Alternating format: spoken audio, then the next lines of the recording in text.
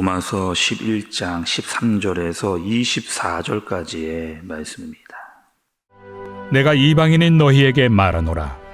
내가 이방인의 사도인 만큼 내 직분을 영광스럽게 여기노니 이는 혹 내 고륙을 나무쪼록 희귀하게 하여 그들 중에서 얼마를 구원하려 함이라. 그들을 버리는 것이 세상의 화목이 되거든 그 받아들이는 것이 죽은 자 가운데서 살아나는 것이 아니면 무엇이리요.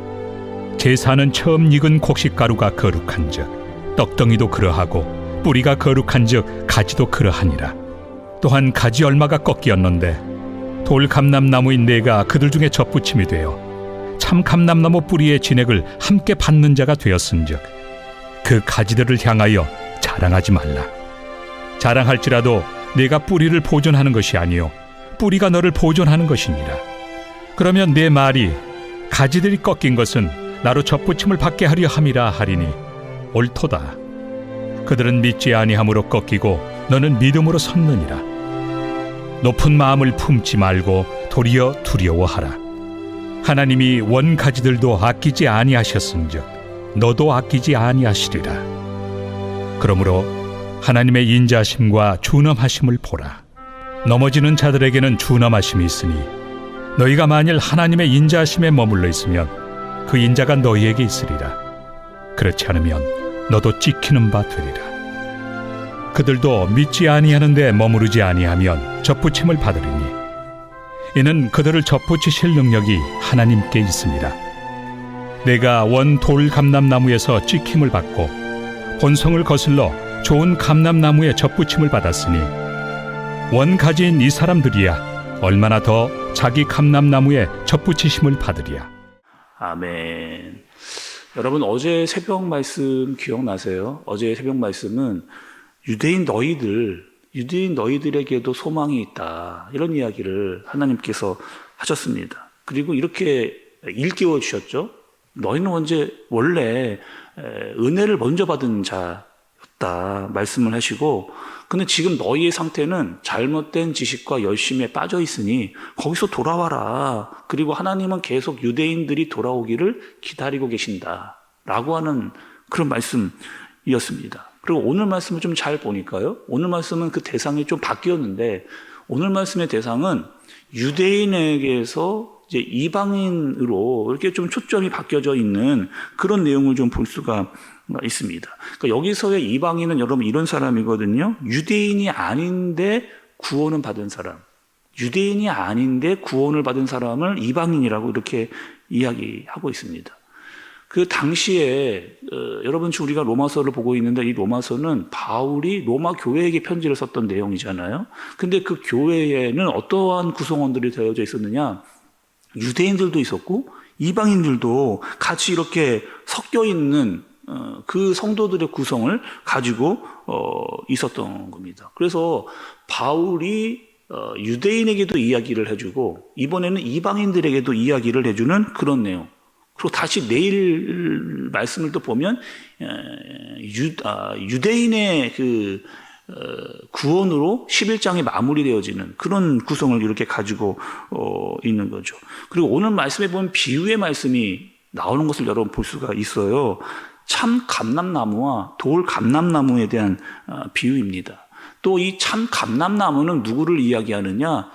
유대인들, 이스라엘을 이야기를 하고 있거든요. 그러니까 이런 겁니다. 참 감람나무는 잘 가꾸어진, 다듬어진 그런 나무라는 거예요. 그러니까 가뭄이 왔기도 하고 또 비바람이 있을 때도 있었는데, 그런 모든 상황들을 잘 이렇게 버텨온 그런 나무를 참 감람나무다, 이렇게 이야기를 합니다.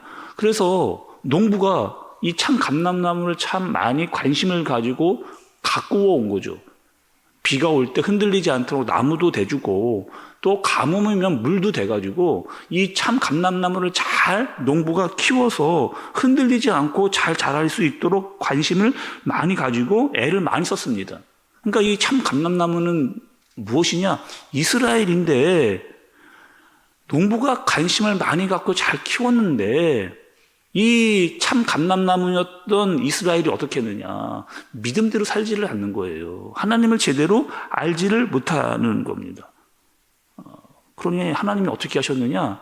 그 참 감람나무였던 가지를 잘라버리고 돌 감람나무를 거기에 접붙임을 이렇게 하셨다. 이야기를 하고 있는 거죠. 또 여기서 여러분 이 돌 감람나무는 그럼 이방인들을 이야기하는 거잖아요.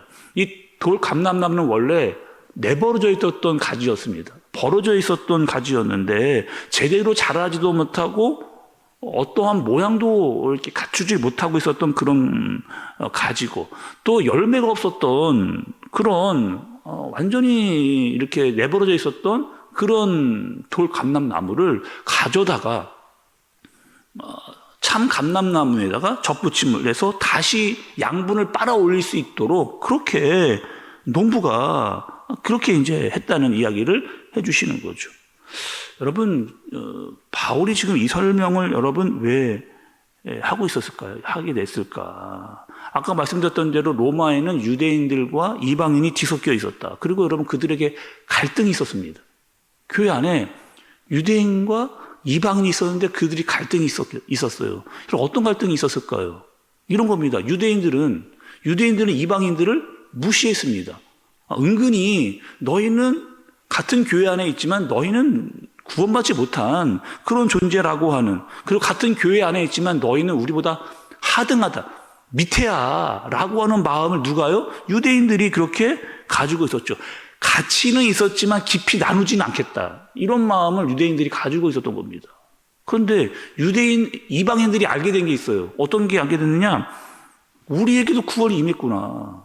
이방인들이 알게 된 거예요. 우리에게도 구원이 임했구나라고 하는 사실이 알게 되니까 상황이 역전이 된 겁니다. 이번에는 이방인들이 이렇게 생각하는 거예요. 유대인들에게 잘난 체하지 말라는 거예요. 니네만 구원 받았다고 생각하는데 너희는 지금 잘못된 열심과 노력으로 가고 있다. 우리가 구원 받은 거야. 이렇게 교회 안에서 유대인과 이방인이 그런 마음을 가지고 갈등이 일어나고 있는 이런 상황이 지금 로마 교회 안에 생겨나게 된 거죠. 그러니까 바울이 유대인에게도 이야기를 해주고 이방인들에게도 이야기해주고, 유대인들은 돌아오고 이방인들은 뭐 하는 거예요? 너희는 돌감나무였어. 잘난 체 하지 마. 이렇게 지금 바울이 둘 다에게 이야기를 해주고 있는 그 말씀이 오늘 내용의 말씀이라는 거죠. 또 이방인들에게 이렇게 이야기합니다. 너희 원래 어떤 존재였니? 이방인들에게 너희는 돌감나무였단 말이에요. 내버려 있었는데 참 감람나무에 붙여져 있는 그런 존재. 그러니까 이스라엘이 없으면 너희도 없는 것이다. 이렇게 이야기를 해주고 있는 거죠. 여러분 20절, 21절의 말씀을 좀 보세요. 20절, 21절. 옳도다. 그들은 믿지 아니함으로 꺾이고 너는 믿음으로 섰느니라. 높은 마음을 품지 말고 도리어 두려워하라. 하나님이 원 가지들도 아끼지 아니하셨은즉 너희도 아끼지 아니하시리라. 이렇게 이야기하는 거죠. 하나님께서 원 가지도 잘라버렸다는 거예요. 그러니 뭐 하는 거예요? 너희 이방인들 두려워하라는 거예요. 그리고 그 두려움으로 구원을 이루어 가라. 제대로 된 믿음을 갖지 않으면 너희들도 어떻게 될지 모른다. 이렇게 이야기하는.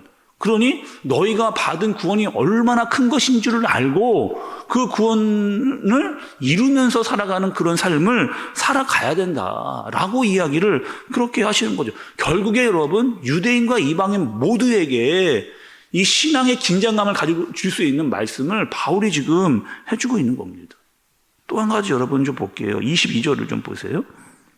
22절에 그러므로 하나님의 인자하심과 준엄하심을 보라. 넘어지는 자들에게는 준엄하심이 있으니 너희가 만일 하나님의 인자하심에 머물러 있으면 그 인자가 너희에게 있으리라. 그렇지 않으면 너도 찢긴 바 되리라. 이렇게 이야기를 합니다. 바울이 그러면 이렇게 이야기해요. 계속 인자하심에 머물러 있어라. 그 22절 중반부에 보면 하나님의 인자하심에 머물러 있어라 이렇게 이야기를 하시잖아요. 하나님의 인자하심은 여기서 이런 뜻입니다. 여러분 좀 복합적인 의미를 가지고 있는데 이런 뜻이에요. 하나님의 선하심, 그리고 하나님의 신실하심, 그리고 하나님의 자비하심, 이 모든 이런 하나님의 속성들을 포함하고 있는 그런 말이거든요. 그러니까 한마디로 이런 거죠. 하나님께서 자기 백성들에 대한 정말 뜨거운 호의와 애정과 관심을 가지고 너희를 끝까지 이끌고 간다라고 하는 이 사실을 이야기를 해주시는 겁니다. 그러니까 너희는 하나님이 너희를 끝까지 인도해 가시는 그 선함과 신실과 자비하신 그 안에 어떻게 해라? 머물러 있어라. 머물러 있어라. 이렇게 이야기를 해주시는 거죠. 그리고 23절도 여러분 한 번 더 볼게요. 23절. 그들도 믿지 아니하는데 머무르지 아니하면 접붙임을 받으리니 이는 그들을 접붙이실 능력이 하나님께 있음이라. 이렇게 이야기합니다. 또 여러분 지금 23절에 그들도 이렇게 나오는데 그 그들도는 누구예요? 여기서의 그들도는 유대인들을 또 이야기하고 있는 거예요. 지금 그들이 어디에 머물러 있다?